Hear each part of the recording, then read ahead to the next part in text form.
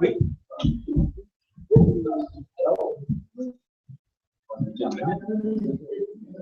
Salut. Ouais. Ouais, c'est ça.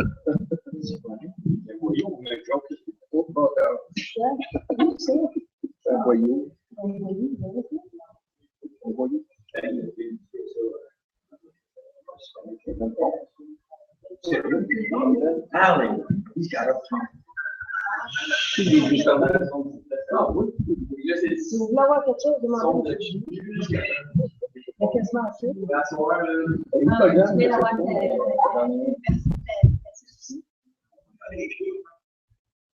Ouais.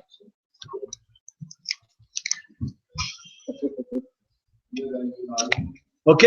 Bon, ben, bonsoir tout le monde. Bonsoir tout le monde. On ne sait jamais hein, si on devrait répondre à ça quand le prédicateur dit ça. Hein. OK. Bonsoir. À ce soir, on a tout un problème technique qu'on a eu avec notre ordinateur. Vous savez, je vous ai parlé dimanche passé, pour ceux qui étaient là, le problème d'ordinateur. Et là, en ce moment, c'est cet ordinateur-là qui est en train de me filmer pour envoyer le signal aux autres. Et là, Mickaël a fait un tour de force en essayant de tout arranger ça pour que ça soit sur le site web, qu'il y ait un lien, tout ça. Fait qu'on espère vraiment que ça va fonctionner. Fait que les gens qui se branchent à l'eau, ça va être différent un peu à soir. La qualité va peut-être être encore un peu pire, moins bonne. Mais on est désolé. Sur notre groupe Facebook, on a... Non, je voulais mettre un lien. Mais en tout cas, allez sur notre site web. Ah, c'est vrai, le site web. OK, c'est le groupe Facebook. OK, le lien est là. En tout cas, on espère que ça va fonctionner.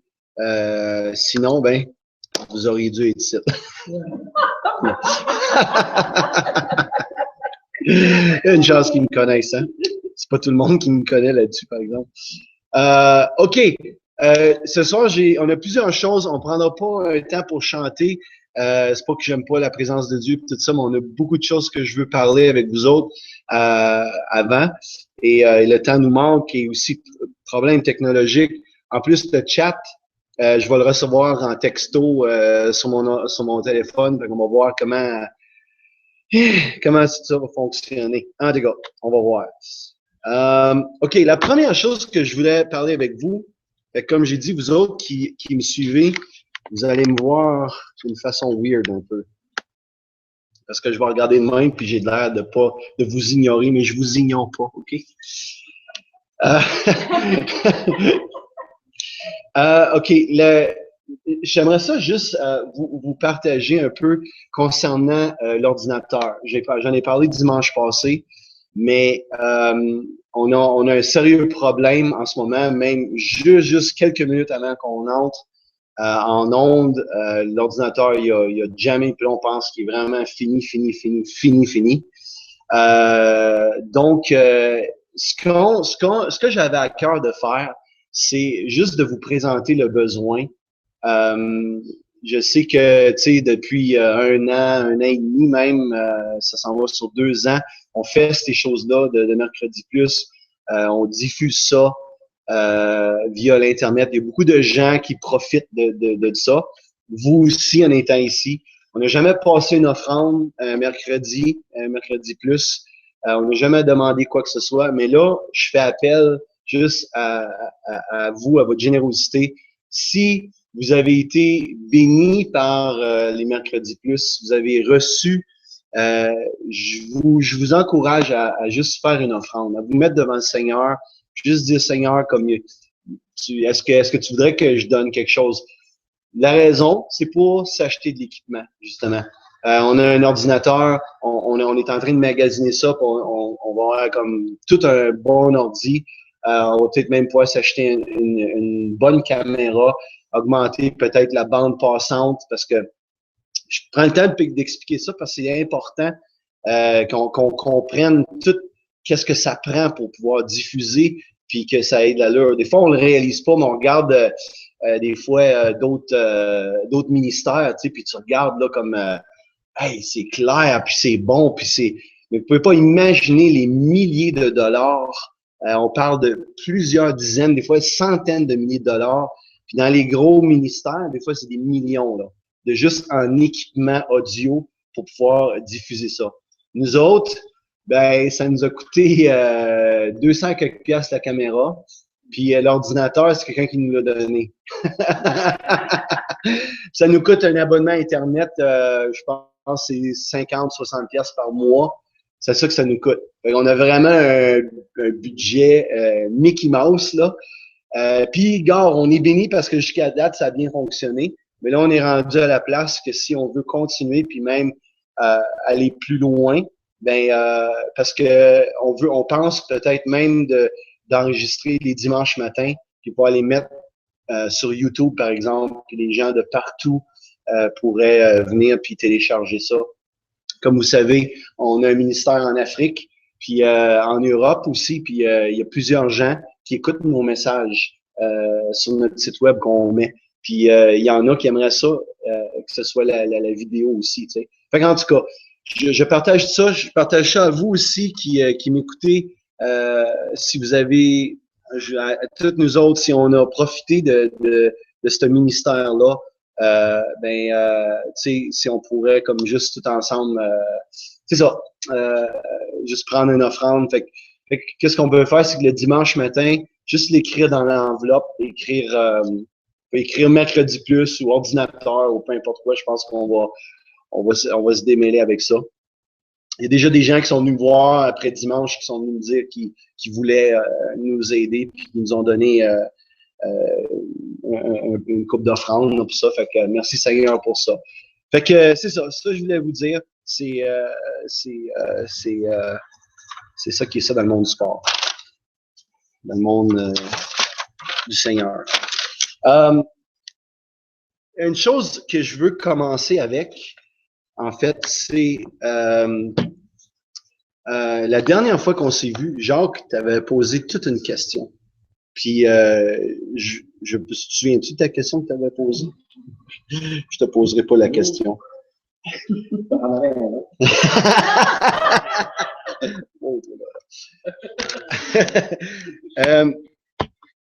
Si vous pouvez tourner dans vos Bibles, Jacques, je sais pas comment je vais faire pour me prendre peut-être un autre lutrin. Ouais.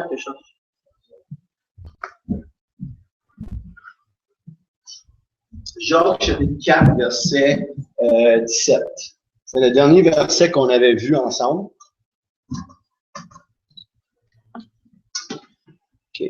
Jacques 4, verset 17. Ah. OK. Oh my. Comme ça, le monde peut me voir. Jacques 4, verset 17. À moins que je le mette l'autre bord. Je vais mettre de même. 0,65. OK. Ouais, ça, c'est une idée de le mettre en avant de moi. OK. Excusez-moi, là, on va juste. Jacques vient de nous donner une bonne idée. Il y a des bonnes questions et des bonnes idées. Ça.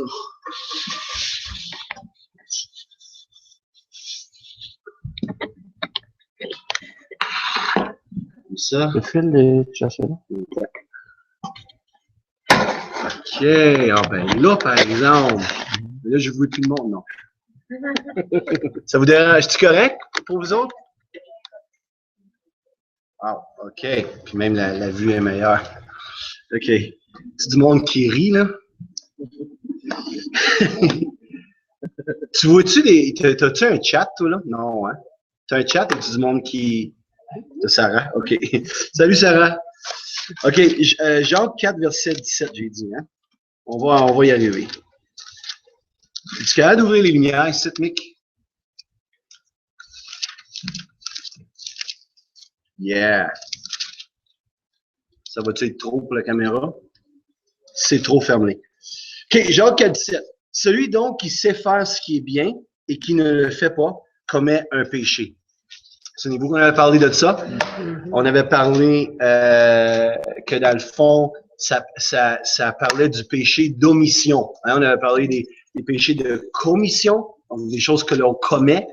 Et c'est souvent ceux-là qu'on s'arrête puis qu'on parle puis tout ça.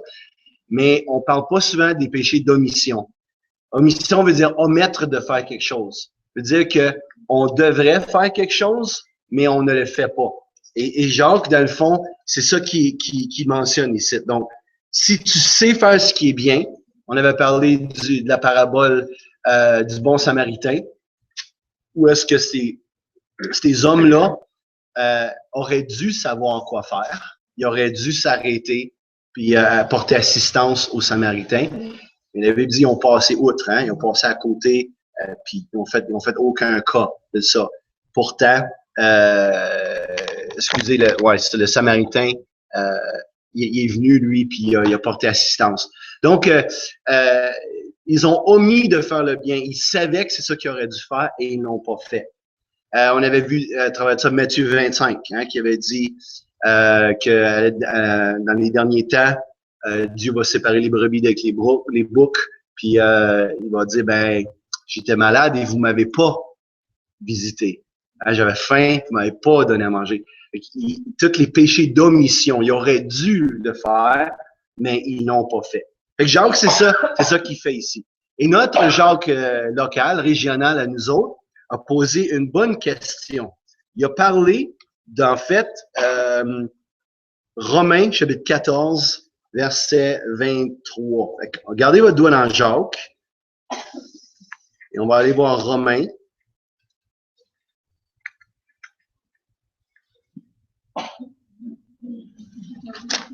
Chapitre 14, verset 23. Tu te souviens, là, Jacques? 14, verset 23. Mais celui qui a des doutes, tu peux le fermer.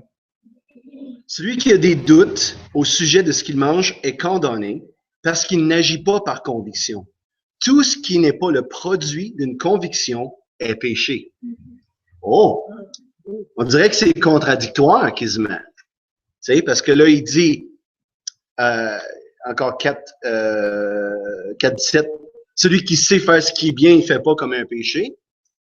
Mais là, l'autre, il dit, ben, faut que j'ai une conviction pour le faire, dans le fond. Vous savez, si j'ai pas une conviction, c'est pas le produit d'une conviction, c'est péché. Ah! Quelle est la clé de la compréhension? C'est Jésus qui est la clé de la compréhension. Non, mais OK, c'est assez simple. C'est juste une question de contexte, une question de définition de mots qui va nous aider à comprendre. OK? Et je vais faire de mon mieux pour essayer de vous expliquer. Si on regarde le contexte de Romains 14, le contexte de Romains 14, c'est une question de ceux qui sont forts dans la foi, ceux qui sont faibles dans la foi. Si tu regardes le verset 1, accueillez celui qui est faible dans la foi et ne discutez pas sur les opinions. Ne discutez pas les opinions.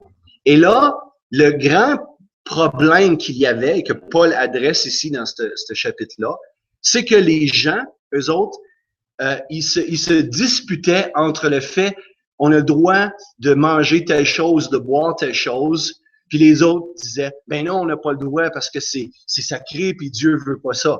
Fait que Paul, il y a comme un débat dans l'Église, ok? C'est comme il y en a qui disent on a le droit de boire du vin, mais d'autres qui disent on n'a pas le droit de boire du vin.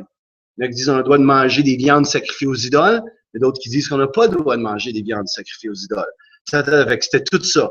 Et là, il y a un problème qui est là, et Paul prend tout le chapitre 14, en fait, pour parler que le royaume de Dieu, si vous allez voir le verset 17, le royaume de Dieu, ça n'a rien à voir avec ça. C'est pas le manger, le boire, hein, mais c'est quoi la justice, la paix et la joie par le Saint-Esprit. Celui qui sert Christ de cette manière est agréable à Dieu, approuvé des hommes. Fait que ça n'a rien à voir. Le royaume de Dieu, c'est tellement au-dessus de toutes ces divergences d'opinion-là. Et Paul essaie de dire, vous faites un plat avec ces affaires-là. Et le royaume de Dieu, c'est bien plus grand que ça. OK, Ça, c'est le principe de base, OK? Il va dire, ainsi, verset 19, donc, si le royaume de Dieu, c'est plus grand que tout ça, ben recherchons ce qui contribue à la paix et à l'édification mutuelle. Pour un aliment, c'est-à-dire toi qui veux manger, par exemple, de la viande sacrifiée aux idoles, toi qui veux boire le vin, toi qui veux... Mais il dit, pour un aliment, ne détruis pas l'œuvre de Dieu. C'est-à-dire, ne détruis pas, cause pas du scandale, fais pas des problèmes avec ça. Va pas te pavaner avec ça. Va pas dire, mais moi, je suis libre en Jésus, fait que j'ai le droit de faire ça. Il va le dire à tout le monde. Quand il y en a des faibles dans la foi, que pour eux autres, ça les ébranle, ça. Il dit, garde ça pour toi-même, dans le fond. OK? En vérité, toutes choses sont pures, mais il est mal à l'homme quand il mange ou quand il boit de devenir une pierre d'achoppement. Ça veut dire, c'est mal pour toi si tu sais, par exemple, mettons encore, je sais que Jacques, pour lui, si on retourne dans le contexte, lui, là, pour lui, les viandes sacrifiées aux idoles, là, c'est comme, hey, ça, c'est l'affaire de démon, tout ça, puis on n'a pas d'affaire. En passant, savez-vous, c'est quoi des viandes sacrifiées aux idoles? Dans le contexte, à l'époque, c'est que les différentes religions, les différentes de l'époque, offraient des sacrifices. Comme l'Ancien Testament, il offrait des sacrifices. OK? Et cette viande-là n'était pas toute brûlée, par exemple, sur un autel. Puis ce qu'il faisait, c'est que les restants du sacrifice, il allait le vendre sur le marché. C'était de la viande comestible qu'on vendait sur le marché. Mais là, il y a des chrétiens qui disaient, ben wow, là, cette viande-là, elle a été consacrée aux démons, aux idoles. Fait que c'est des viandes sacrifiées aux idoles, donc on ne devrait pas manger ça. Il y en a d'autres qui disaient, ben voyons donc, la viande, c'est de la viande, puis moi, je suis chrétien, puis celui qui est en moi est plus grand que celui dans le monde, j'ai rien à craindre, puis je vais en manger, tu sais, de cette viande-là. Mais dans la première église, ça faisait tout un débat. Et Paul, lui, il dit, toutes choses sont pures. Fait que dans le fond, ce qu'on a dit, c'est que c'est vrai, cette viande-là, là, c'est de la viande. On n'a pas besoin de faire un plat avec ça. Toutes choses sont pures. Dieu nous donne ces choses-là pour qu'on en jouisse, on en profite, on soit béni de tout ça. Mais par contre, va pas là, inviter ton frère, que pour lui c'est un scandale, une viande sacrifiée aux idoles, va pas l'inviter chez vous, puis de mettre cette viande-là sur le barbecue, puis dire « Hey, on va manger de la bonne viande au sacrifié aux idoles la soirée, nous autres. Hein, ça va être bon, mon frère. » Tu sais, il dit « Sois pas une pierre d'achoppement, va pas répandre ça. Si pour toi c'est correct, tant mieux pour toi. C'est assez fort dans la foi pour manger ça puis passer par-dessus, tant mieux. Mais il y en a d'autres qui sont pas là. Puis pour eux autres, ça les dérange. Fait qu'il dit, zip it, OK? Il est bien, là, pour ça, Paul va dire, verset 21, il est bien de ne pas manger de viande, de ne pas boire de vin et de s'abstenir de ce qui peut être pour ton frère une occasion de chute, de scandale, de faiblesse. Bon. Il dit, c'est bien de faire ça. C'est correct de faire ça. De pas, justement, comme je dis tantôt, de pas être une occasion de chute. Et là, c'est là ce qui nous intéresse, nous aider à comprendre. Cette foi que tu as, garde-la pour toi devant Dieu. Heureux celui qui ne se condamne pas lui-même dans ce qu'il approuve. Mais celui qui a des doutes au sujet de ce qu'il mange est condamné. Parce qu'il n'agit pas par conviction. Tout ce qui n'est pas le produit d'une conviction est péché. Donc, verset 22, cette foi que tu as, garde-la pour toi devant Dieu. Quand Paul parle de cette foi qu'on a, il parle de cette relation qu'on a avec Jésus, cette liberté qu'on a avec Jésus, la foi, c'est-à-dire notre relation, notre dévotion qu'on a avec Jésus. Fait que cette foi-là, cette relation que j'ai avec Jésus, si pour moi, elle me permet de manger des viandes sacrifiées aux idoles, c'est-à-dire que je suis assez mature, puis pour moi, j'entends le Seigneur dans ma relation avec lui, il me dit, mais non, Terry, il n'y a rien là. Puis si dans ma relation avec Dieu, il me dit, Terry, il n'y a rien là, boire du vin. OK. Ben, il dit, qu'est-ce qu'il dit? Il dit, cette foi que tu as, garde-la pour toi devant Dieu.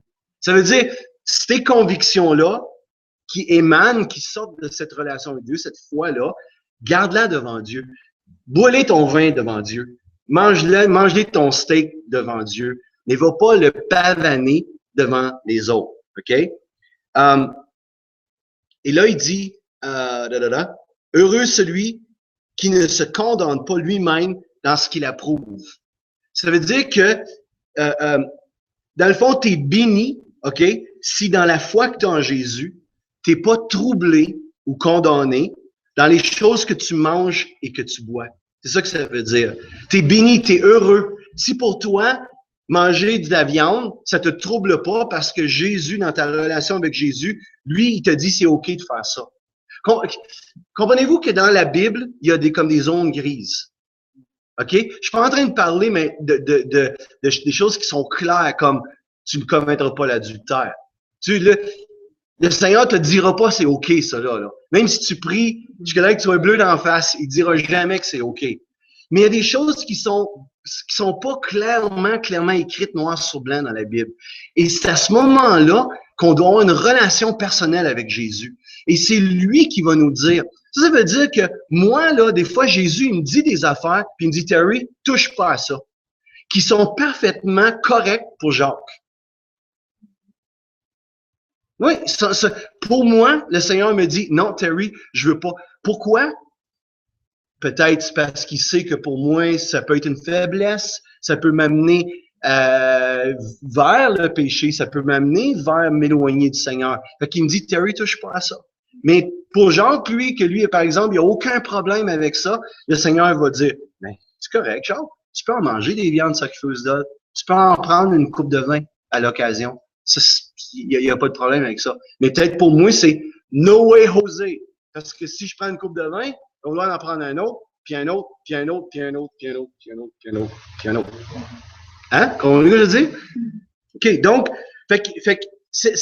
on reprend cette foi que tu as, cette relation avec Dieu que tu as, qui pour toi te dit, oui, Terry, tu peux en prendre, tu peux manger un steak, OK? Ben, il dit, garde-la pour toi devant Dieu. Heureux celui qui ne se condamne pas lui-même dans ce qu'il approuve.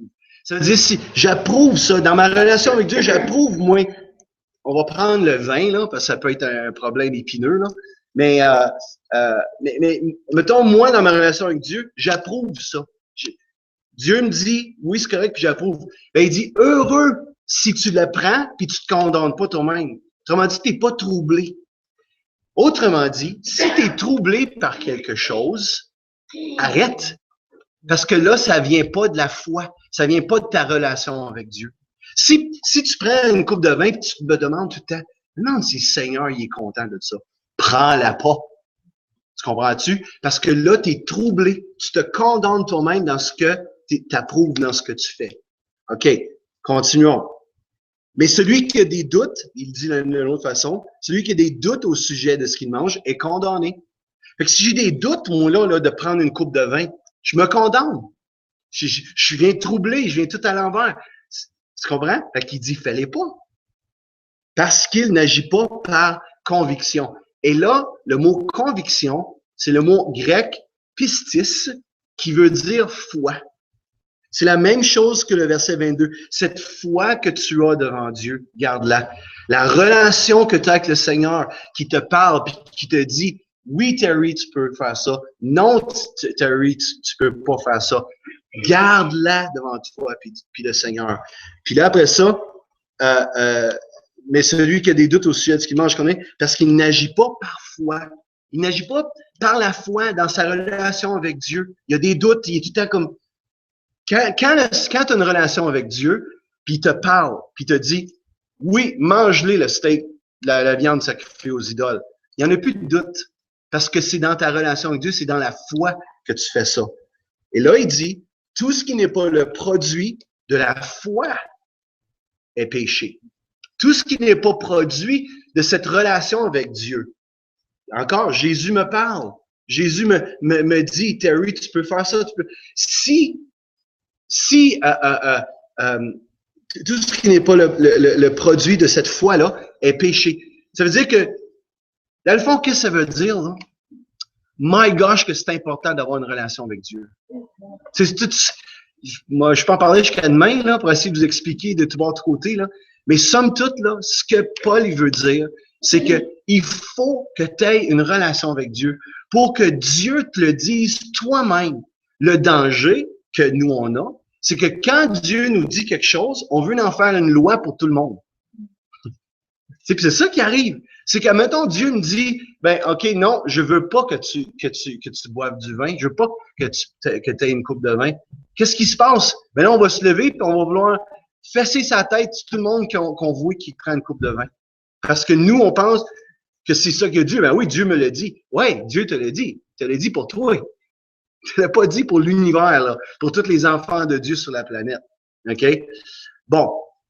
Fait que tu vois, c'est ça la différence. La différence, Jacques, lui, il parle des actions, puis il parle des œuvres. Il parle de dire, écoute, là, je parle du Jacques biblique, là, pas le Jacques régional, national. Lui, Jacques, il dit, regarde, si tu sais que tu devrais faire quelque chose, puis tu le fais pas, tu commets un péché. Paul, lui, ce qu'il dit, il dit, gamin, ça, dans tes décisions, dans toutes les zones grises qu'il y a dans ta vie, tu as besoin d'avoir une relation avec Dieu pour que Dieu lui-même te parle et te dise que c'est faire. Et comme ça, tout ce que tu fais vient de la foi. Si tu fais pas ça de même, tu marches avec des doutes, tu te condamnes toi-même, puis tu peux faire des choses qui sont péchées. Tu sais, parce que si Dieu, OK, si Jésus me dit, moi, de pas boire de vin, même si c'est pas le péché impardonnable, là, OK, on s'entend, mais je le fais pareil, qu'est-ce que je fais? Je commets un péché parce que je désobéis à Jésus. Non? Oui. Fait que c'est ça qui veut dire. Tout ce qui n'est pas le produit de cette foi-là que tu as avec Dieu est péché. Il faut que ça émane de ça. C'est que c'est toute une responsabilité pour nous d'entendre la voix de Dieu. Tu sais, puis ça, c'est une affaire. Mike, je pense que je vais prêcher là-dessus un moment donné parce que aujourd'hui, on dirait que beaucoup de chrétiens font toutes sortes d'affaires sans vraiment s'arrêter puis dire, Seigneur, est-ce que tu approuves de qu'est-ce que je suis en train de faire là? Même si c'est pas comme péché, tu sais, veut dire, on va boire une coupe de vin, tu sais, on s'entend. Mais est-ce que Père, c'est ça que tu veux pour moi? Ou ben non, tu voudrais que moi je m'en prive de ça? Je vais vous raconter une petite histoire qui est vraiment drôle. Peut-être ça va vous aider à comprendre ces versets-là. Pour moi, je bois une coupe de vin à l'occasion. Je suis pas quelqu'un qui en boit tout le temps. Je peux être des vraiment longues périodes sans en prendre. Pour moi, j'ai aucun problème avec ça. Paul a dit à Timothée de boire un peu de vin parce qu'il y avait des problèmes d'estomac. Bon, regarde, je suis pas ici pour faire les vertus du vin, là. C'est une conviction personnelle. Il y en a qui prennent pas. Hein. Ben, c'est Paul, il dit dans Romains 14, ne nous jugeons pas les uns les autres. OK? Il y en a que pour eux autres, c'est correct. Il y en a que pour eux autres, c'est pas correct. Bon, peu importe ta conviction là-dessus. Moi, de temps à autre, je vais prendre une coupe de vin. Et je suis allé, à un moment donné, il y a quelques années, mais je vois à l'occasion en France. Puis combien savent que nos cousins français aiment ça, boire un peu de vino, OK? En France, c'est quasiment drôle parce que c'est quasiment comme nous, on va au restaurant puis ils nous versent de l'eau. Les autres, c'est quasiment, ils versent du vin. C'est quasiment à ce point-là. Et je suis allé faire une conférence dans une église, quand même une bonne église, des gens qui aiment le Seigneur, tout ça. Et on avait un break pendant les sessions. Qu'est-ce qu'ils ont fait? Ils ont sorti le vin. J'étais comme, wow, tu sais, c'est OK. C'est tellement culturel pour eux autres, c'est tellement rien pour eux autres, c'est comme boire de l'eau, c'est comme boire un Pepsi, tu sais, en tout cas. Fait que, mais ce qui était drôle, c'est que moi, Jésus, par son merveilleux Saint-Esprit, m'avait dit, Terry, pendant 1 an, je veux pas que tu boives une goutte d'alcool. Pendant 1 an, je veux même pas que tu approches tes lèvres à une coupe de vin. Fait que c'est correct, j'ai aucun problème parce que pour moi, j'en bois pas, ça me dérange pas, c'est ni chaud ni froid. Donc, j'arrive en France et ils servent le vin, puis là, il arrive vers moi, puis je dis ah non, merci, c'est bien correct, je vais boire de l'eau. Fait que là, ils m'ont tous regardé comme étant bizarre un peu. Puis là, ils m'ont posé la question, on était quand même quasiment une vingtaine autour de la table. Puis Puis il a dit, y a-t-il une raison pourquoi que... Ben, j'ai dit, regarde, le Seigneur m'a dit de pas boire d'alcool, tu sais. Puis, savez-vous, écoute, ben, à quel point c'est culturel pour eux autres? Ils m'ont regardé, puis ils m'ont dit, mais le Seigneur dirait pas une chose pareille. J'ai assez ri. C'est comme pour eux autres, c'était impossible que Jésus dise ça, tu sais. Fait que j'ai dit, ben, ouais, mais au Canada, il nous dit des choses comme ça, le Seigneur. Peut-être pas en France, mais nous autres, il nous dit ça. En tout cas, ça a bien fait rire le monde. Puis vous comprenez-vous un peu toute l'histoire de Romains 14?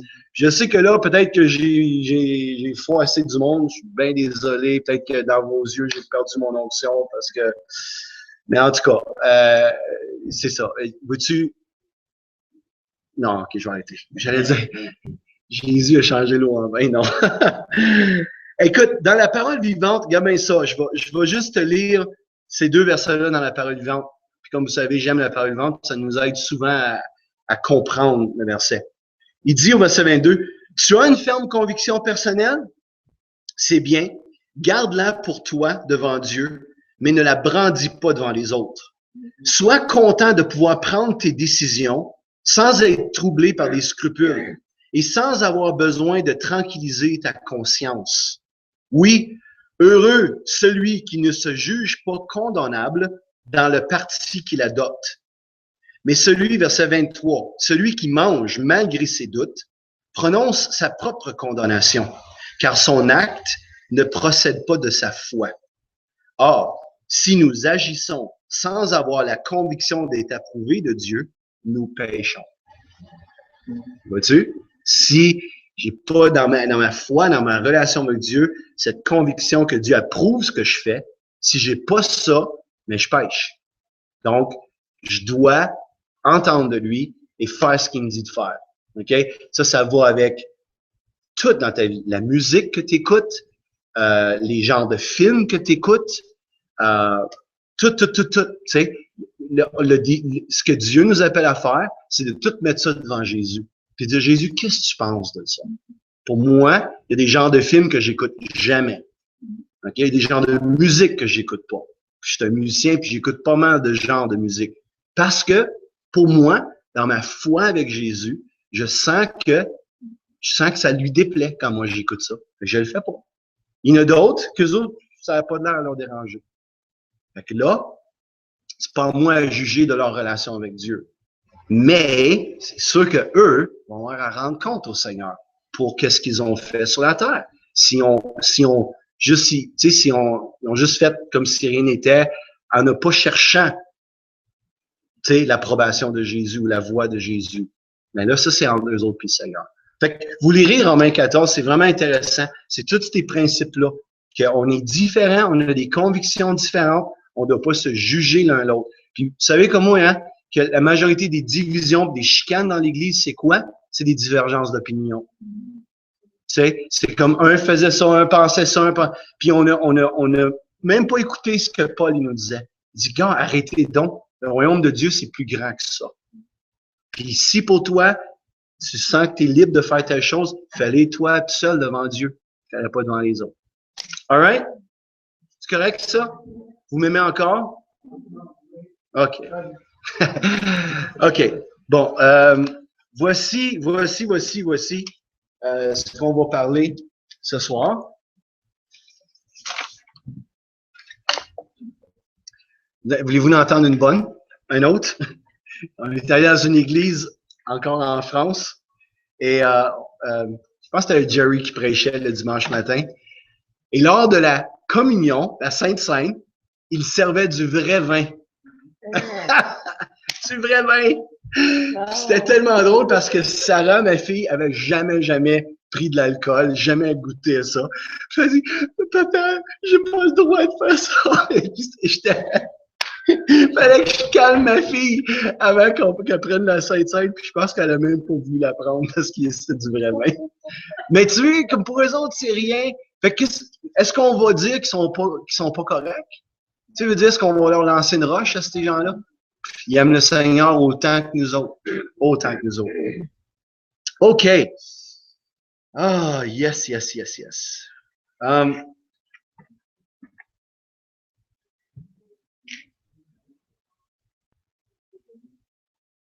OK. Où c'est qui sont mes affaires?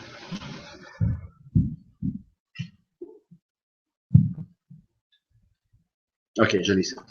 OK, donc, à ce soir, on va voir Jacques, chapitre 5, versets 1 à 6. On va retourner dans Jacques, on va lire ça.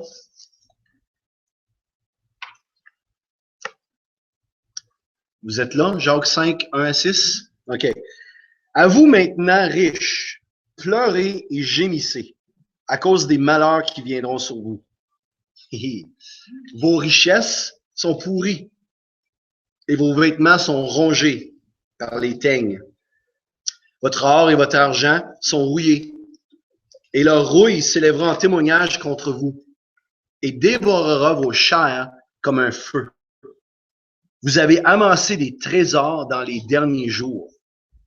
Voici le salaire des ouvriers qui ont moissonné vos champs et dont vous les avez frustrés, crie.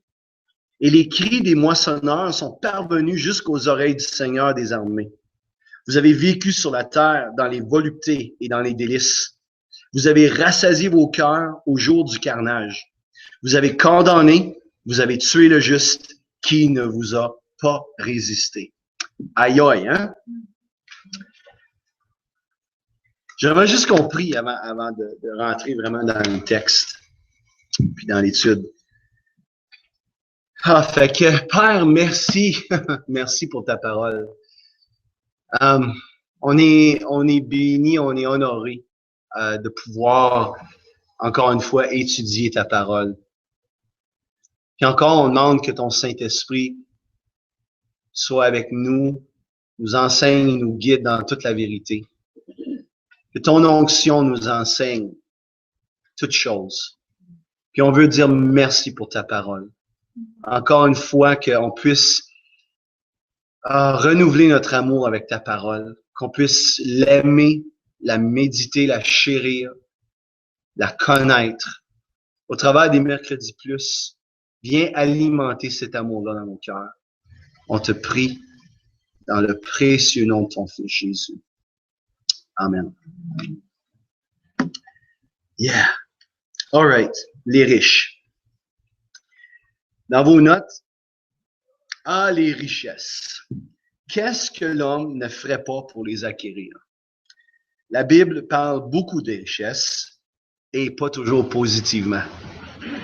L'avertissement de Paul à Timothée est très pertinent pour nous aujourd'hui, car l'amour de l'argent est une racine de tous les maux. Et quelques-uns, en étant possédés, se sont égarés loin de la foi et se sont jetés eux-mêmes dans bien des tourments.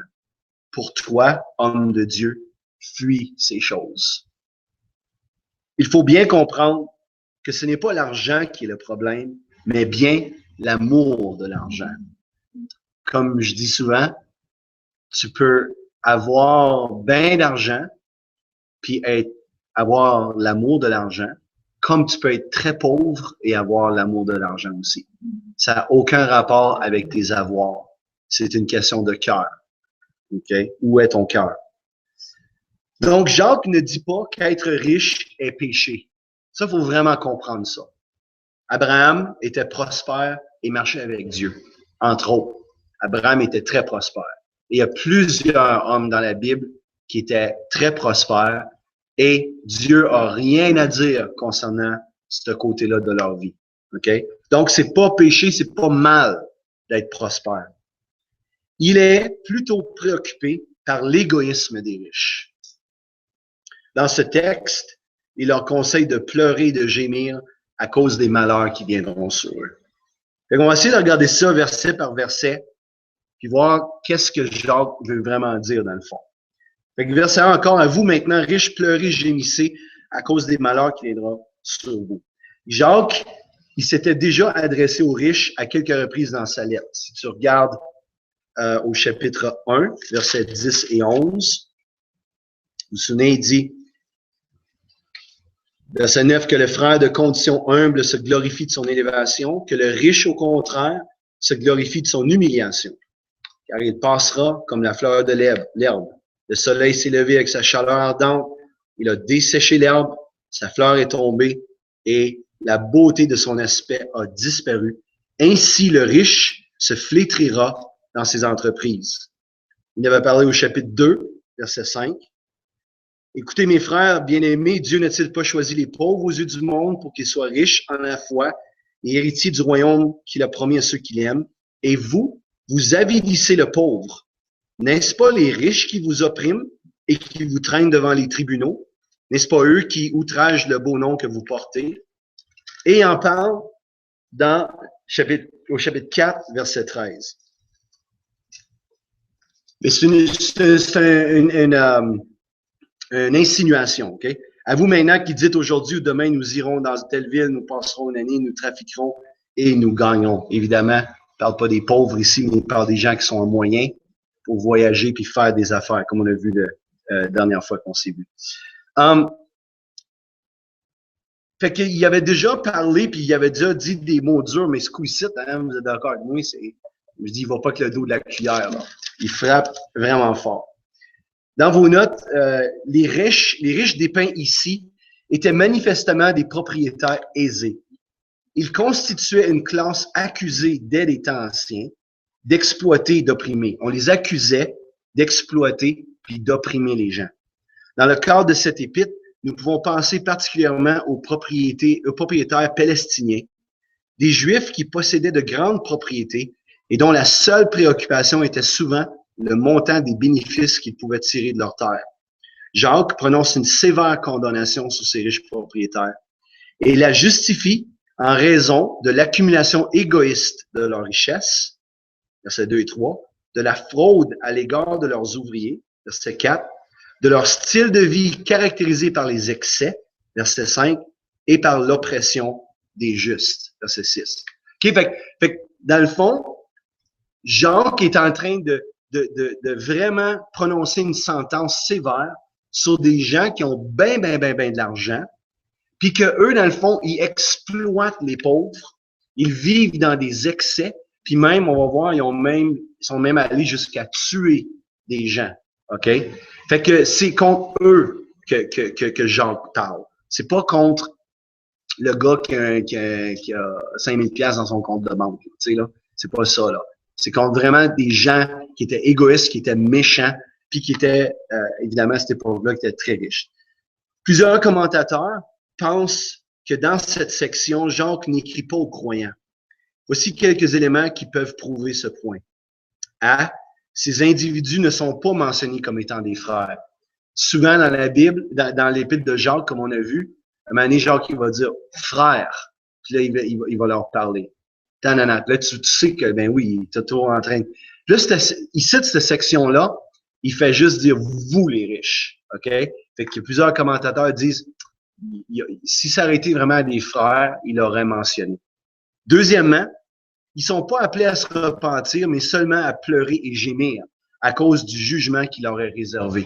Les autres endroits où ce que Jacques va parler durement, il va toujours avoir un appel à la repentance. Il va parler juste de texte auparavant, chapitre 4, verset 6, 7. Il accorde une grâce plus excellente. C'est pourquoi l'Écriture dit Dieu résiste orgueilleux, fait grâce aux humbles. Chapitre 4, là, verset 7. Soumettez-vous donc à Dieu, résistez au diable, furent loin de vous. Et tu lui dis, approchez-vous de Dieu, s'approchez de vous, nettoyez vos mains, pécheurs, purifiez vos cœurs, hommes irrésolus, sentez votre misère, Mais il parle de repentance. C'est tous des termes de repentance, comme on a vu. Tandis que, c'est pas ça pantoute. C'est comme, la condamnation est tombée quasiment pour vous autres, OK? Fait que c'est pas des frères. Aussi, point C, les mots pleurer et gémir que Jacques emploie, verset 1, sont souvent employés par les prophètes pour décrire la réaction des méchants lors de l'avènement du jour du Seigneur. OK? Vous irez voir les versets dans Isaïe et dans Amos.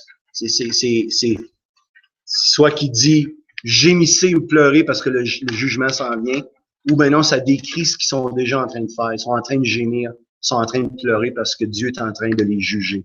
OK? Pourquoi Jacques s'adresse-t-il à des non-croyants dans une lettre adressée à l'Église? C'est une bonne question qu'on pourrait se poser. Hein? Pourquoi il parle à des non-croyants quand c'est pour des croyants? La lettre est écrite. Ben, il peut avoir bien des raisons. Mais Jean Calvin, ceux qui ne connaissent pas Jean Calvin, c'est un grand, grand réformateur. C'est lui qui a aidé à vraiment ramener l'importance de la parole de Dieu parmi les croyants, dans le fond. C'est tout un homme de Dieu. Et lui, il voit deux raisons, puis juste mis une citation de Jean Calvin. Il dit, fait que pourquoi est-ce que Jacques a mis ça, un texte adressé à des non-croyants dans une lettre qui est pour des croyants? Il dit, afin qu'à l'ouïe, c'est-à-dire qu'à l'écoute ou qu'on ait entendu de la fin misérable qui guette le riche, les fidèles ne soient pas tentés de convoiter leur fortune, et qu'à l'annonce de la vengeance que Dieu exercera contre ceux qui les ont exploités, ils puissent supporter les injustices calmement et avec résignation. Fait que peut-être que Jacques a inscrit ça pour que les croyants, eux autres, ils disent, wow, regarde eux autres où ils sont rendus, puis regarde le jugement qui s'en vient sur eux autres. Fait que je veux pas aller là, moi non plus. T'sais, je veux pas m'aventurer dans ça. Et aussi que, hey, il y a un jugement qui s'en vient, donc, gloire à Dieu, on va être vengé, on va être justifié dans un sens. Pas nous autres qui a besoin de se venger, mais Dieu, il va porter notre cause en justice. Même si vous regardez le verset 7 du chapitre 5, regarde ce que Jacques il dit. Ça suit justement le texte qu'on vient de voir. Soyez donc patients, frères. Pourquoi qu'il dit ça? Parce qu'il vient juste de parler que les riches, ils oppriment les pauvres. Les riches, ils font toutes sortes d'affaires épouvantables. Fait que Jacques, il dit, soyez donc patients, frères, jusqu'à l'avènement du Seigneur. Voici le laboureur attend le précieux fruit de la terre, prenant patience à son égard, jusqu'à ce qu'il ait reçu les pluies de la première et de la dernière station. Vous aussi, soyez patients, affermissez vos cœurs, car l'avènement du Seigneur est proche. Et tu vois, les gens disent, je vois un genre qui dit, soyez patients parce que Jésus revient puis il va juger ces gens-là. Vous n'avez pas besoin de prendre votre justice, la justice entre vos mains. Laissez ça entre les mains de Dieu. Dieu va faire ça. Puis ça, là, c'est tout un encouragement pour nous autres. Et des fois, on vit des injustices. Ça vous est déjà arrivé des injustices, hein? T'sais? Puis c'est quoi la tendance? C'est de vouloir se venger. C'est de vouloir prendre ça en nos mains. C'est de vouloir prendre le téléphone puis de dire nos 4 vérités, hein? Puis, tu sais, puis Jacques, il dit, soyez patients. Non, non, Jésus revient. Puis quand Jésus va revenir, là, laisse-moi dire qu'il y en a qui vont avoir ouais, on va dire des claquements de genoux. Quand il parle, les gémissez, encore verset 1, à cause des malheurs qui viendront sur vous, il parle du jugement de Dieu. Il y a des malheurs. Il y a un jugement qui s'en vient. Autrement dit, Dieu, il voit ce que les riches ont fait. Puis Dieu, aujourd'hui, là, il voit tout ce que vous subissez, ce qu'on subit. Il voit les gens qui sont méchants avec nous autres. Il voit quand tu aurais dû avoir une augmentation de salaire puis tu ne l'as pas eu. Il voit quand tu as été coupé d'un poste. Il voit, tu sais, le Seigneur, il voit tout ça. Puis il nous encourage à dire, regarde, là, un jour, ça va être le jour de paye. Tu sais, un jour, ça va être le jour de paye. Jésus va revenir, puis il va rendre à chacun selon leurs œuvres. Moi, je me souviens au début de ma vie chrétienne, ça m'encourageait. Parce que je me faisais persécuter, puis je me faisais, là, puis, tu sais, j'avais été élevé où j'étais capable de me défendre avec ma bouche pas mal, mais avec mes poings aussi, là, mais en même temps, j'étais capable de répondre du tac au tac. Puis le Seigneur me disait, non, non, non, il va y avoir un jour que ces gens-là vont payer pour qu'est-ce qu'ils font. S'ils se repentent pas, évidemment, on espère qu'ils se repentent. Des fois, quand tu le subis, je sais pas si c'était le goût qui se repente. C'était là, t'as besoin que ton cœur, il change. Dieu, il donne l'amour parce que il dit aimez vos ennemis, hein, priez pour ceux qui vous... Ça a été dur pour moi d'avaler, hein. As-tu eu de la misère à faire ça, tu sais? Faire du bien à ceux qui vous font du mal, à ceux qui vous persécutent. Oh, que c'était dur, ça. Ça l'est encore, hein, si on est honnête. OK. Verset 2. Il dit, vos richesses sont pourries et vos vêtements sont rongés par les teignes. Fait que ces riches, dans vos notes, au lieu de donner aux pauvres et de payer leurs ouvriers, emmagasinaient leurs richesses au point où elles pourrissaient. Pour les croyants qui lisaient cette lettre, la richesse, puis à cette époque-là, la richesse, c'était quoi? C'est la nourriture, les vêtements, de l'or, de l'argent, des propriétés aussi, j'aurais dû mettre. C'était ça, les richesses pour ces gens-là, des troupeaux, tout ça, mais même de la nourriture. Puis il n'y avait pas le système de congélation qu'on a aujourd'hui. Fait que c'est comme ces gens-là emmagasinaient. Puis au lieu de donner à l'indigent, au lieu de payer l'ouvrier que tu as engagé, mais toi, tu fais juste emmagasiner. Il dit, c'est en train de pourrir. Tes vêtements sont rangés par les teignes, les mythes. Tu sais, nous autres, aujourd'hui, on a des garde-robes, puis on a plein de linge, mais les pauvres, à l'époque, il y avait souvent juste les vêtements qu'il y avait sur le dos. Mais les riches, eux autres, il y avait plein de vêtements. Puis il dit, regarde, tu donnes même pas ta tunique à celui qui en aurait besoin, mais tu emmagasines tout ça. C'est sûr que pour nous autres, ça nous parle aussi, ce texte-là. Parce que, si on est honnête, là, combien est-ce qu'on a de linge qu'on porte pas vraiment? Puis qu'on pourrait donner aux pauvres et aux indigents? Tu sais, comment de paires de souliers, des fois, qu'on a? Tu sais, veut dire, puis peut-être que le Seigneur veut nous parler à travers ce texte-là. C'est sûr qu'on n'est pas ces riches-là de l'époque qui exploitaient les gens, tout ça. Mais Dieu veut nous parler par tous les versets de la Bible, à quelque part. Tu sais, en tout cas, peut-être pas tous les versets, mais pas mal. Qu'est-ce que Judas allait se pendre, là? Non, il parle pas. Ben, peut-être qu'il va nous dire, faut pas le faire. C'est vrai, fait qu'il peut nous parler. De ça. Dans le fond, OK. Fait que pour okay, donc Jacques parle de l'accumulation de nourriture, dans le fond, qui se gaspille, des vêtements qui sont attaqués par les mythes. Ça peut aussi être symbolique aussi, qu'est-ce que Jacques veut dire. C'est pourri ce que tu as parce que justement, tu n'as pas un cœur généreux, puis tu veux pas le donner, puis tu veux pas le partager. Allez, go. Et leur rouille s'élèvera en témoignage contre vous. Autrement dit, puisqu'ils sont rouillés, puisque vous les avez gaspillés et rendus inutiles, au lieu de vous en servir pour aider les pauvres, ceci témoignera contre vous au jour du jugement. Bon, de l'or, ça rouille pas, puis de l'argent, ça rouille pas. Fait que Jacques avait-tu un problème? Non, c'est qu'à l'époque, c'était une expression, ça. De l'or qui rouillait, de l'argent qui rouillait, ça voulait tout simplement dire que c'était inutile. De l'or rouillé ou de l'argent rouillé. C'était pas de la bonne argent et de la bonne or parce qu'on s'en servait pas comme du monde. OK? Et différents textes, j'aurais pu vous mettre différentes citations de textes anciens qui parlent de ça. C'était comme une expression, si tu veux. Il dit, vous avez amassé des trésors, et dévorera vos chairs comme un feu. Fait qu'encore, on parle du jugement. On parle, verset 1, il parle des malheurs qui viendront sur vous, le jugement, puis il parle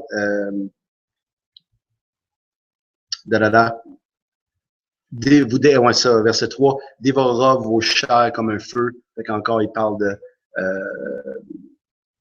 de jugement. Vous avez amassé des trésors dans les derniers jours. Ça, c'est intéressant. On va juste relire le verset 3 encore. Votre or, votre argent sont rouillés et leur rouille s'élèvera en témoignage contre vous. Fait que tout ce que vous avez, c'est inutile, OK? C'est pas ça qui va donner de la sécurité aux derniers jours. Vous en êtes pas servi comme du monde. Dieu vous avait béni pour que vous puissiez être une source de bénédiction pour les autres. Puis il dit, ça va s'élever en témoignage contre vous. Ces choses-là que tu t'es amassé que les autres sont amassés pendant la vie, mais finalement, ces choses-là qui sont avancées vont témoigner contre eux autres, tu sais, au jour du jugement. Ils auraient dû être généreux, mais là, le fait qu'ils sont là, ça prouve qu'ils n'ont pas été généreux, puis ça va témoigner contre eux autres. Dévorez vos chairs comme un feu, jugement. Et là, il dit, vous avez amassé des trésors dans les derniers jours. Faut que tu le lises comme ça. Tu vois? Jacques, il dit, vous avez amassé des trésors dans les derniers jours. Réalisez-vous ce que vous avez fait. C'est ça que Jacques veut dire. C'est un point d'exclamation, puis il est correct, ce point-là. Tu réalises-tu qu'est-ce que tu as fait dans les derniers jours, dans le temps où le temps est court, lorsque Jésus revient, au lieu d'être une source de bénédiction, au lieu de payer l'ouvrier, au lieu de donner aux gens qui sont pauvres, qu'est-ce que tu as fait? Tu as amassé des biens. Tu t'es préoccupé à t'amasser des biens au lieu de te préoccuper avec le royaume de Dieu, puis d'être généreux. Yeah! Fait que Jacques est étonné de ce que les gens, au lieu d'être préoccupés par les choses du royaume et des réalités éternelles, sont en train de vivre pour le présent en s'amassant des richesses. Puis ça, frères et sœurs, là, ça nous parle à nous autres aussi aujourd'hui. Tu sais, que où sont nos préoccupations? Est-ce que notre préoccupation, c'est de nous enrichir, de nous ramasser des biens, de nous, tu sais, ou ben non, qu'on est préoccupé par le royaume de Dieu. Puis justement, prendre les choses que Dieu nous donne, puis être capable de bénir, d'être une bénédiction. Hein, on connaît tout Genèse 12, Dieu qui dit à Abraham, je vais te bénir, puis quoi? Puis tu vas être une source de bénédiction, right? Je vais te bénir, Abraham, mais je vais te bénir. Mais Abraham, je veux que tu sois une source de bénédiction. Je veux qu'en retour, que tu aies un cœur généreux. OK. Fait que la vie est courte. On a vu ça dans le chapitre 1, verset 10 et 11, où ce qu'il dit l'homme est comme l'herbe, hein, tu sais, le vent passe dessus, puis tout ça. Puis le Seigneur revient bientôt. Imagine si Jacques disait ça, il y a presque 2000 ans, comment le retour de Jésus est encore plus proche que Jacques? Non? Oui, hein? Son retour est proche. Fait que Jacques est étonné, il y a presque 2000 ans, qu'il y a des gens qui se ramassaient des richesses au lieu de servir Dieu, hein, au lieu de se préoccuper du royaume. Fait que combien à plus forte raison nous autres aujourd'hui? Si Jacques serait ici, qu'est-ce qu'il dirait? Hein?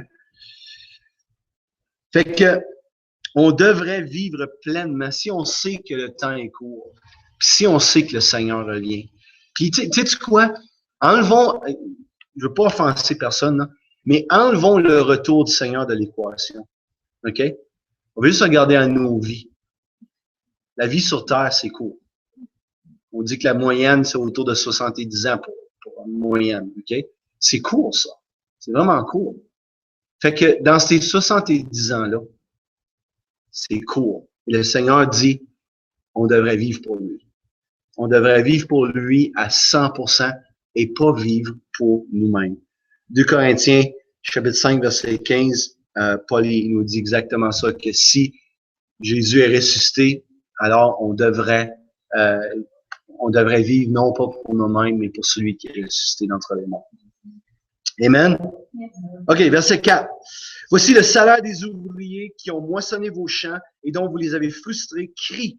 Et les cris des moissonneurs sont parvenus jusqu'aux oreilles du Seigneur des armées. Fait que vois-tu, c'est que ici, on a ces propriétaires riches-là qui ont des gens qui travaillent pour eux, des ouvriers. OK? Et là, Jacques, il parle contre ça, il parle que ces propriétaires-là, ils ont pas payé. OK? Ils ont, dans le fond, ils les ont volés. Et Jacques, il n'en revient pas qu'il ait fait ça. À cette époque, dans vos notes, les ouvriers étaient engagés et payés à la journée. Ils n'avaient aucun contrat légal avec leur employeur. Matthieu 20, verset 1 à 6, c'est la parabole des ouvriers de la dernière heure. Hein? Puis vous vous souvenez de cette histoire-là? C'est que les gens arrivaient, puis c'était de même, ça, c'est vraiment une parabole qui nous fait comprendre un contexte. Tu sais, nous, on s'en va mener notre CV, puis on se fait engager, tout ça, puis on sait que si on fait l'ouvrage, ben jusqu'à là qu'il y a de l'ouvrage, on va travailler là, tu sais. Mais eux, à l'époque, c'était jour par jour. Et une note intéressante, quand j'étais en Afrique, je me souviens plus quel pays, mais à un moment donné, on s'en allait en voiture pour se rendre à notre rencontre, puis il y avait un paquet d'hommes qui étaient assis autour d'un arbre, puis j'ai juste posé la question, j'ai dit c'est quoi ces hommes-là, qu'est-ce qu'ils font là, tu sais? Ben, puis là, ils m'ont expliqué, ben, qu'est-ce qui se passe, c'est que des, des, euh, des, des propriétaires ou des choses comme ça, des fermiers, ils viennent le matin, puis là, ils arrêtent, puis ils choisissent. Toi. Ils choisissent le nombre de gars qui ont besoin, ils embarquent, puis ils sont engagés pour la journée. Puis c'est comme, je me sentais dans les temps bibliques, là, tu sais, là, c'était comme, wow! Puis c'était vraiment comme ça. Fait qu'il y a des gars, qu'eux autres étaient pas choisis, ils travaillaient pas cette journée-là, il y avait pas de paye, pas de salaire. Mais imagine, si tu travailles toute la journée, sous le soleil, tout ça, puis le soir, tu te fais pas payer. Imagine comment ça doit être dur à apprendre. Hein? Bon, mais c'est ça qu'ils vivaient, eux autres, ces gens-là. Avec Matthieu 20, verset 16. Puisqu'ils étaient pauvres, leur subsistance dépendait de leur paye quotidienne. La loi parle beaucoup de la façon dont les employeurs devaient traiter leurs employés. Puis ça, je vais juste lire une couple de textes avec vous autres. C'est intéressant de voir comment Dieu trouvait ça important que les ouvriers soient bien payés et qu'on prenne soin d'eux. Avec Deutéronome 24, versets 14 et 15. C'est dans la loi. C'est tellement important pour Dieu que c'est dans sa loi.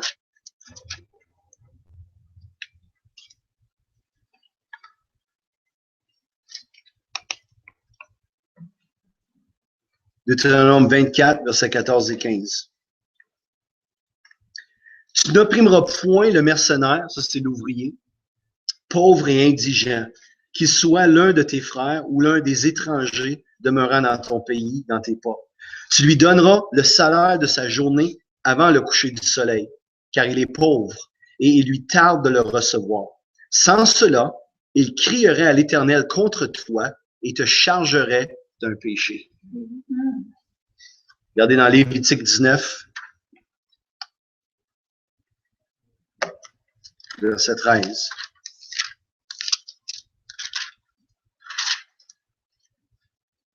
Tu n'opprimeras point ton prochain et tu ne raviras rien par violence. Tu ne retiendras point jusqu'au lendemain le salaire du mercenaire. OK? Fait qu'il dit, ça c'est ton prochain. Faire attention, tu ne retiendras pas jusqu'au lendemain son salaire. Après ça, Jérémie 22, verset 13.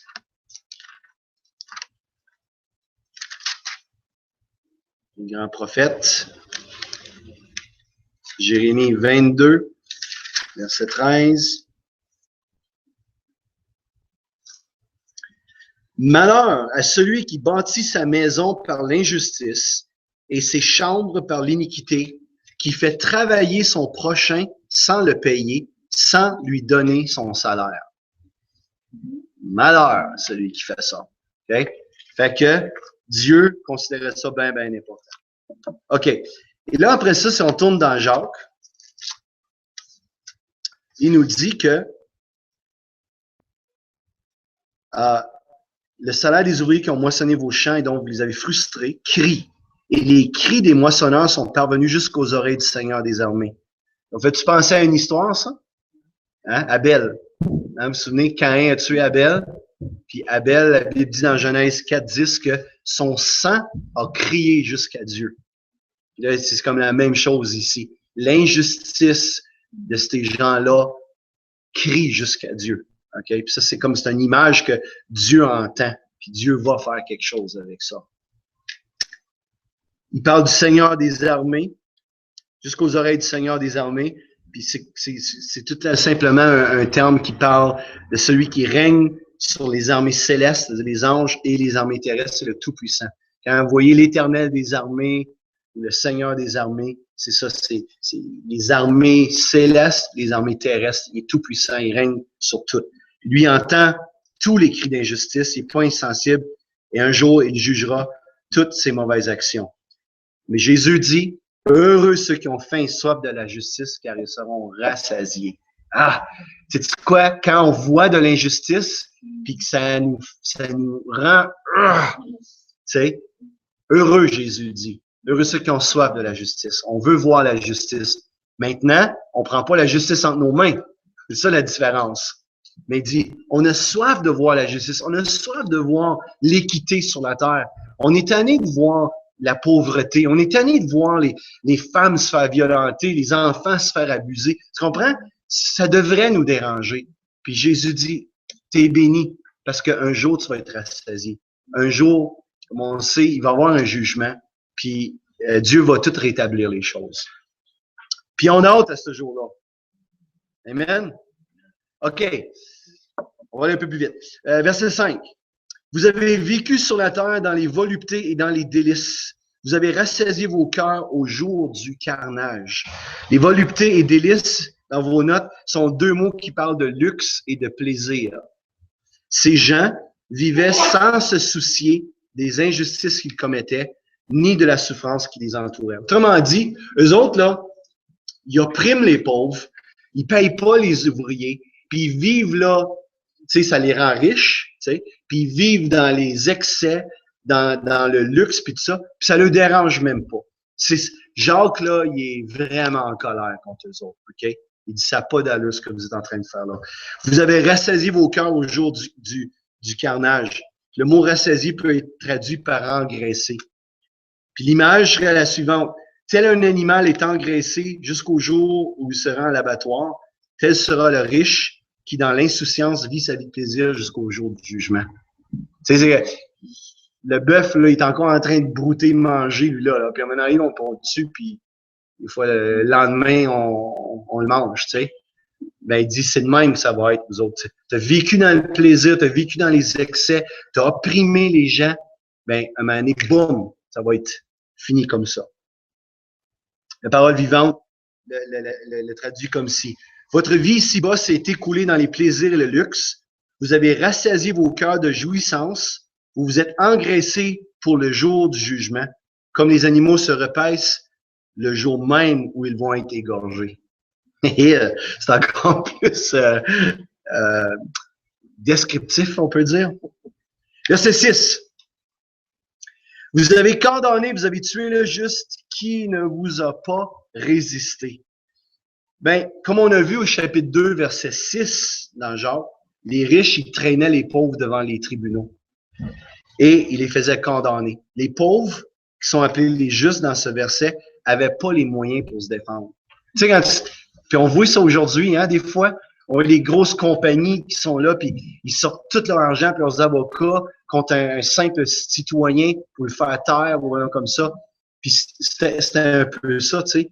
Puis même, fait que quand il dit vous avez tué le juste, ça peut être littéralement ou ça peut être une expression, une métaphore qu'on appelle. Mais il y a une chose intéressante, la tradition juive enseignait que de priver un ouvrier de son salaire équivalait à le tuer. Les Juifs, pour eux autres, c'était ça. Puis dans Sirach 34-22, Sirach, c'est un livre apocryphe. C'est pas un livre que nous, on a dans notre canon des Écritures, mais c'est un livre historique. C'est pas un livre historique. Oui, puis c'est comme, même si nous, on croit pas qu'il est inspiré du Saint-Esprit, c'est que en lisant ces livres-là, puis en lisant comme par exemple Sirach, c'est que tu vois un peu la pensée juive de l'époque. OK? Fait que Jacques, imagine-toi, il cite un livre qui est pas inspiré, mais de la même façon que moi, j'ai cité Jean Calvin tantôt. Tu comprends-tu? Une citation, c'est une citation. Tu peux la prendre de n'importe quelle source. Fait que Jacques, il cite ici le livre de Sirach, chapitre 34, verset 22, puis regarde qu'est-ce que ça dit. C'est tuer son prochain que de lui ôter la subsistance, et c'est répandre le sang que de priver le salarié de son dû. Fait que c'est peut-être dans ce sens-là que Jacques, il dit, vous avez tué le juste. Vous l'avez privé de son salaire, puis vous l'avez traîné devant les tribunaux. Parce que peut-être, eux autres, ces gens-là, ils voulaient se défendre. Tu sais, ils se faisaient pas payer. Fait qu'à un moment donné, ils ont peut-être voulu se défendre, puis mais eux autres, il n'y avait aucun moyen, là, fait que les propriétaires, ils ont amené à un tribunal, puis ils ont fait taire. Tu sais. OK. Fait que ça nous aide à comprendre pareil, hein? Ça vous aide-tu à comprendre comment Jacques? Parce que tu lis ça des fois, là, puis tu sais, de quoi qu'il parle? Puis, mais là, mis dans son contexte, on comprend. C'est des gens qui opprimaient des riches, qui se faisaient des richesses en ne pas payant les gens, en les traînant devant les tribunaux. Puis les autres vivaient dans les excès, tout ça. Puis oui, peut-être qu'il y a des exemples modernes de ça, mais sûrement il y en a. On ne nommera pas de nom, mais puis tu sais, mais un jour, il va y avoir un jugement. Un jour. OK. Oui, c'est vrai. C'est à quelque part, on aimerait ça le voir sur la terre. On aimerait ça le voir tout de suite. Moi, en tout cas, tu sais. Puis on essaie de faire notre mieux pour qu'il y ait de la justice. L'Église est appelée à apporter la justice, l'équité, la justice. Mais on sait que tant qu'on va être sur la terre, il va y avoir des injustices, des inégalités. Puis des fois, tu vois des affaires, hein. Juste nous autres au Québec, des fois, là, on te regarde les nouvelles, puis tu dis comment ça se peut, ça, tu sais. Mais heureux ceux qui ont faim ça de la justice. À chaque fois, moi, je vois ça, je pense aux béatitudes, je pense à Jésus qui dit heureux ceux qui ont faim et soif parce que vous allez être rassasiés. OK. En terminant, quelques pensées concernant les richesses. Il y a bien des choses qu'on pourrait dire là-dessus, mais je voulais juste apporter une conclusion, apporter juste quelques points. Premièrement, le Père veut nous bénir. Ça, c'est une bonne nouvelle, right? Non? Oui. Le Père veut nous bénir. Hein? Comme il a voulu bénir Abraham, il veut nous bénir aussi. Puis il dit, Proverbe 10, 22, c'est la bénédiction de l'Éternel qui enrichit et il ne la fait suivre d'aucun chagrin. J'aime ça, moi. Puis on peut le prendre de différentes façons, mais une des façons qu'on peut l'interpréter, c'est que quand Dieu te bénit, il t'enrichit. Il t'enrichit, oui, spirituellement, mais il peut t'enrichir physiquement, matériellement aussi. C'est la bénédiction de Dieu qui me fait prospérer. Et quand c'est la bénédiction de Dieu qui me fait prospérer, il n'y a aucun chagrin, il n'y a aucun problème qui est rattaché à ça.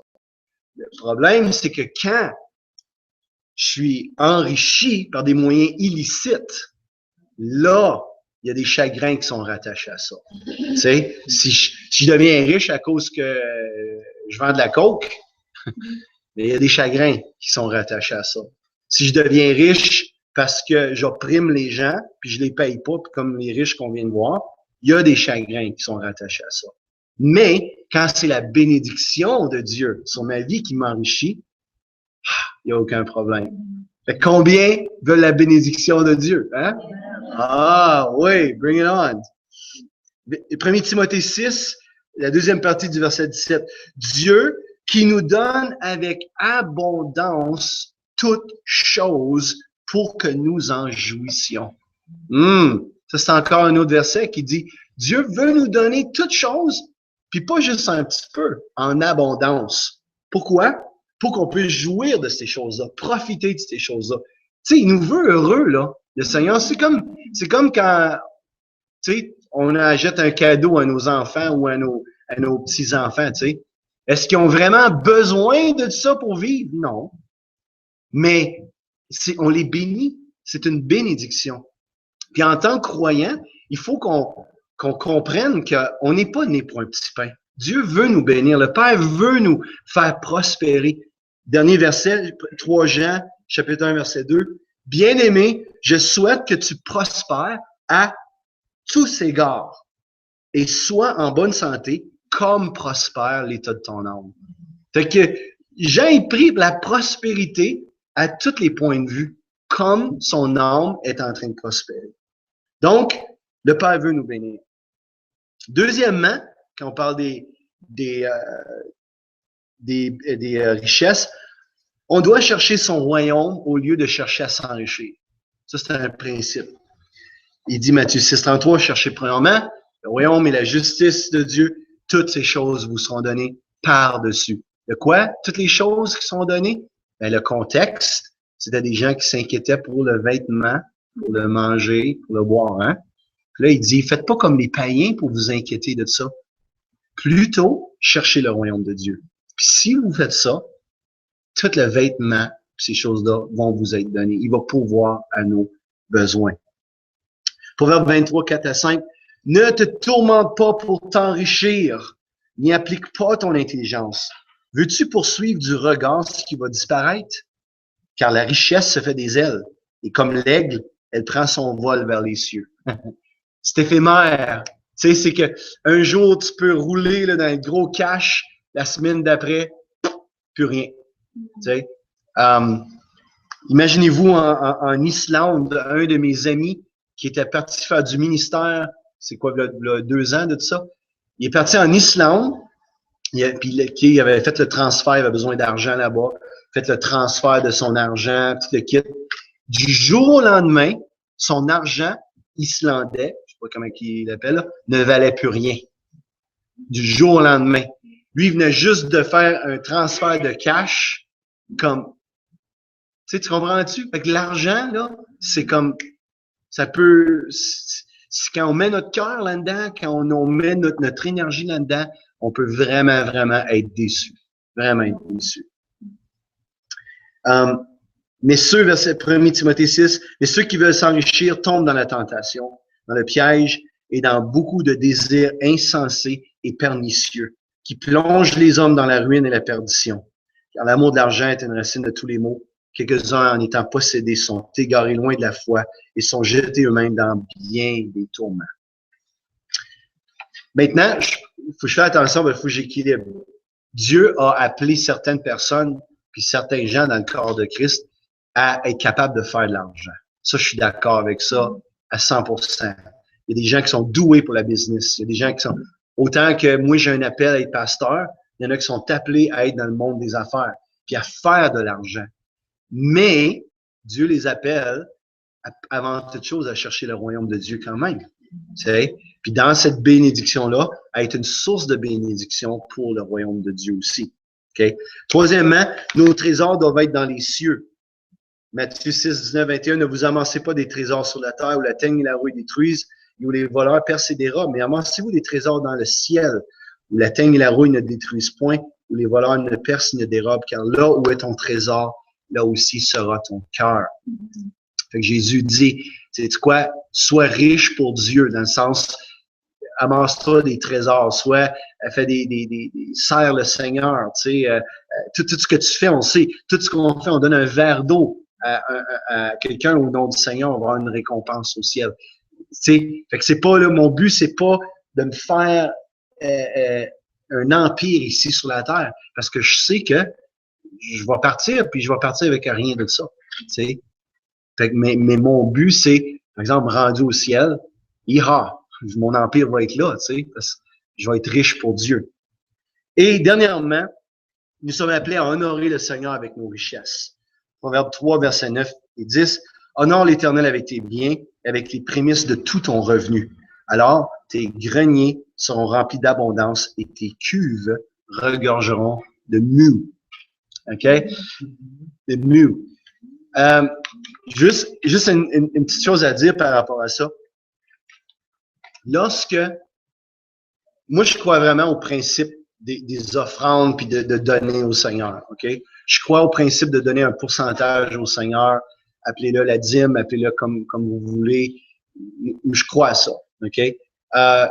Je crois pas que c'est une loi, OK?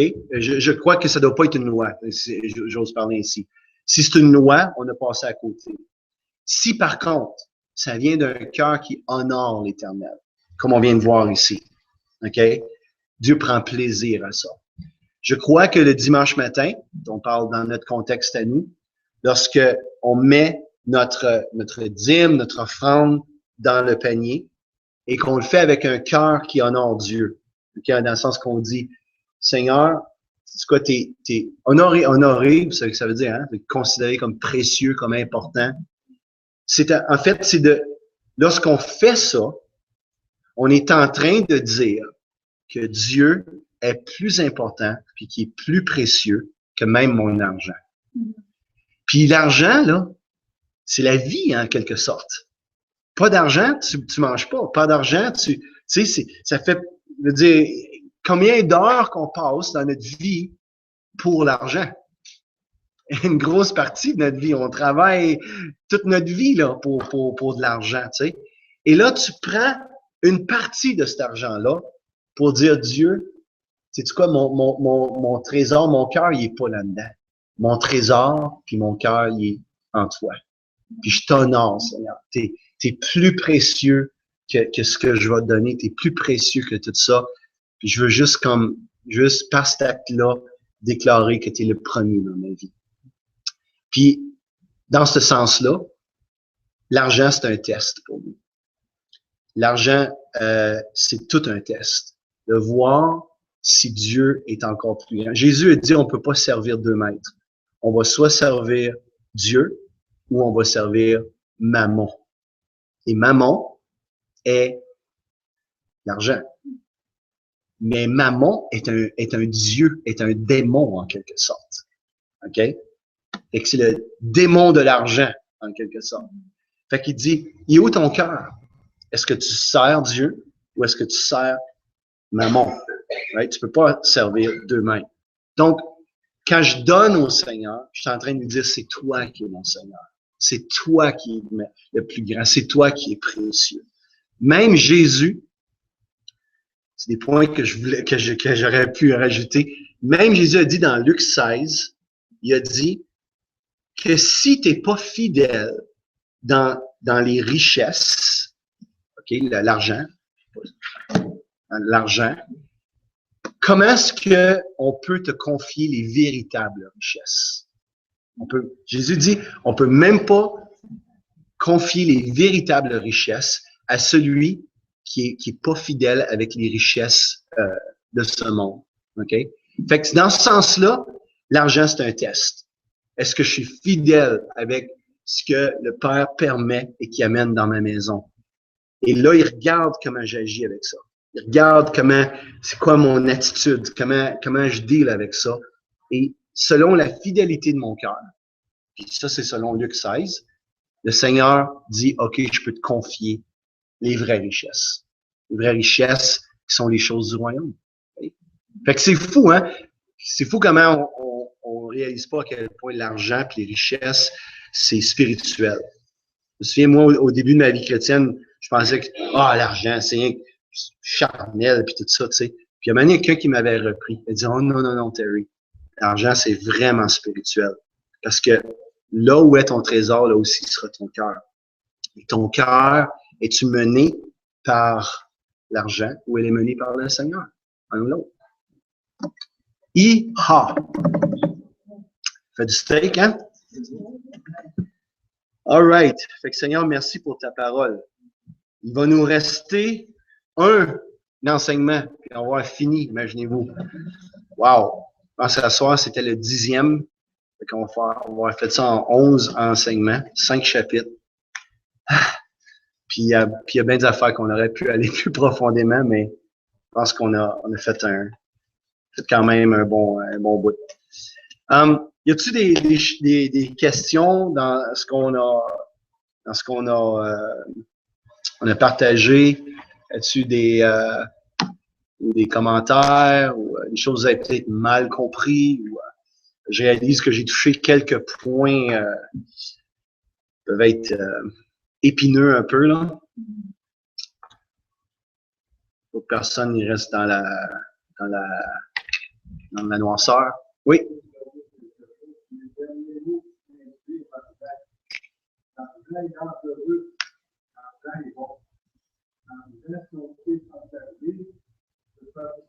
Exactement.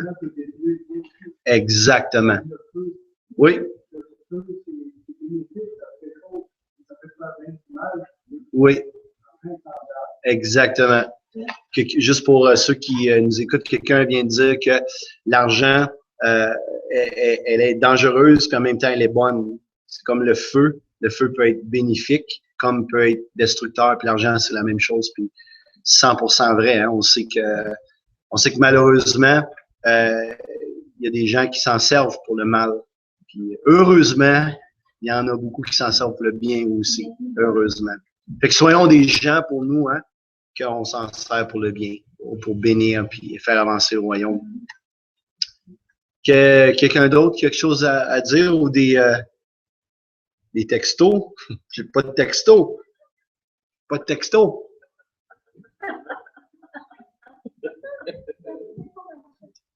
Je sais pas, ça a l'air d'avoir marché. Oui, parce que en ce moment, il y a 11 ordinateurs de branchés. Ouais, peut-être, hein?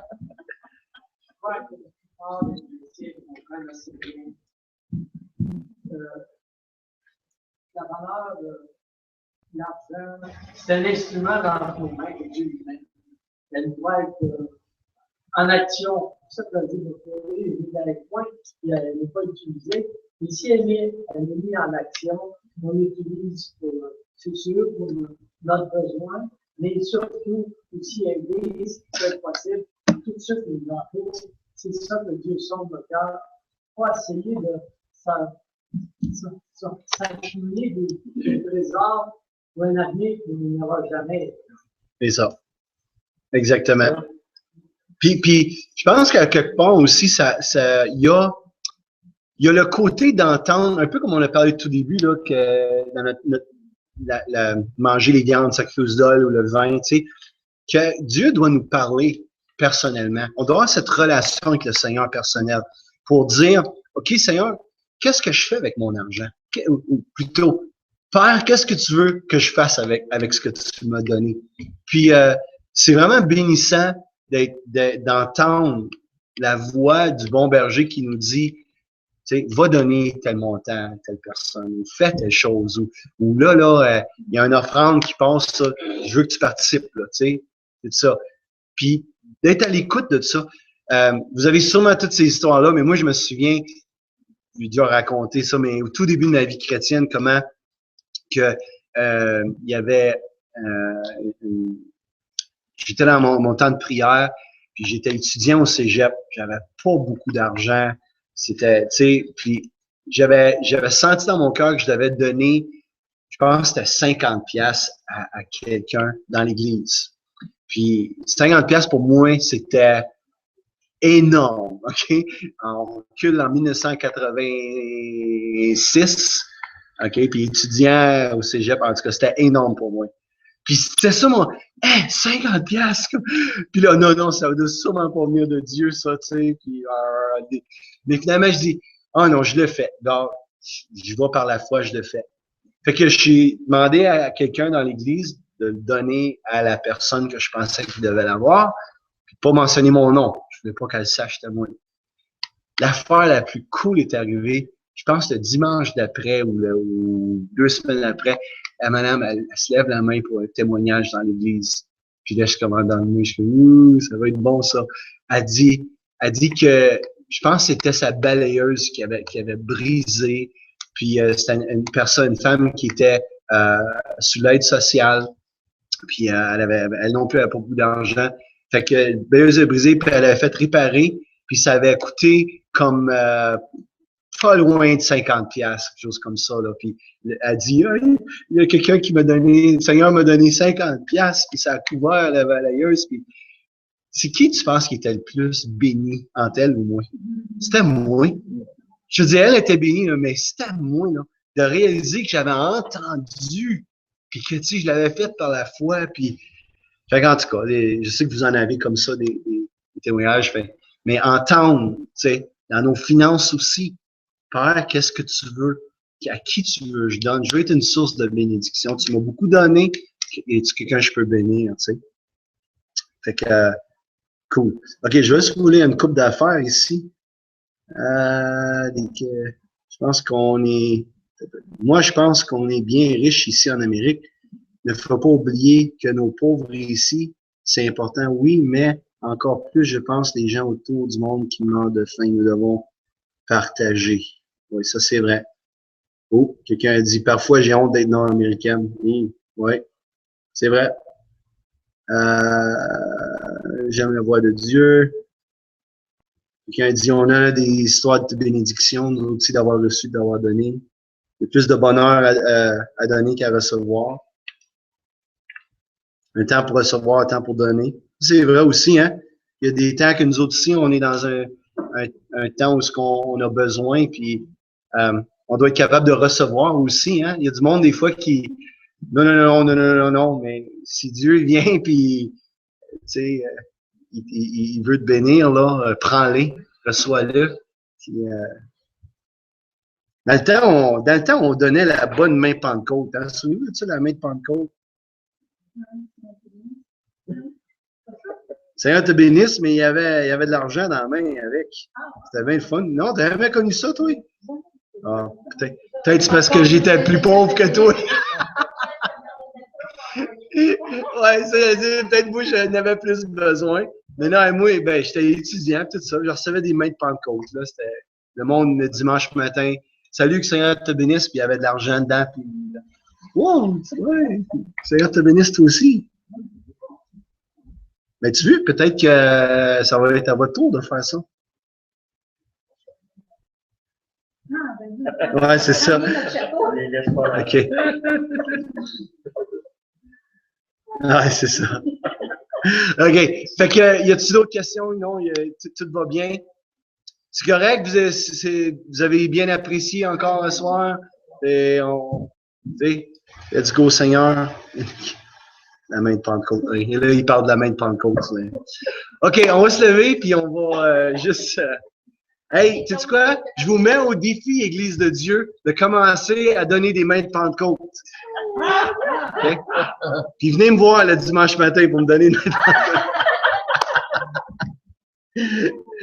Pentecôte. On va commencer une nouvelle tradition, la main de Pentecôte. All right. Donc, Père, merci encore ce soir. Merci pour Jacques, notre Jacques national, mais aussi Jacques dans la parole. Merci pour cette lettre qui nous met au défi, qui nous édifie en même temps. Merci pour le bon temps qu'on peut avoir avec toi. Bénis notre retour à la maison. Puis on prie que pour ceux qui peuvent être là vendredi prochain pour cette réunion de rafraîchissement, on prie que tu viennes nous rencontrer encore une fois. Que ton royaume vienne. Et Père, on veut être des bons gérants de tout ce que tu donnes, tout ce que tu mets dans nos mains. Merci pour la bénédiction financière. Puis on te remercie de vouloir nous bénir. Puis oui, on le reçoit, on veut le recevoir, on veut pas rejeter la bénédiction, mais en même temps, donne-nous d'avoir un cœur généreux. Puis donne-nous d'être capable de recevoir d'une main puis de donner de l'autre aussi. Merci, Père, pour tout ce que tu fais en nous et ce que tu nous donnes. Puis je prie la bénédiction financière sur la vie de mes frères, de mes sœurs. Je prie vraiment qu'on puisse prospérer à tous égards, comme prospère l'état de notre âme. Qu'on puisse être en santé. On prie que toute maladie puisse partir. On prie que ton royaume vienne. On prie vraiment pour cette bénédiction. Puis cette bénédiction qui nous enrichit, puis donc il n'y a aucun chagrin qui est rattaché. On prie pour ça. On te demande tout ça dans le nom de Jésus. Et le peuple dit Amen. Amen. All right. Merci d'être venu, gang. Bonne fin de soirée. Merci pour tous ceux qui étaient là via le web. On s'excuse encore pour les problèmes techniques. On espère que dans 2 semaines, on va avoir un ordi flambant neuf, puis on va être capable de diffuser à pleine capacité. Bonne soirée tout le monde.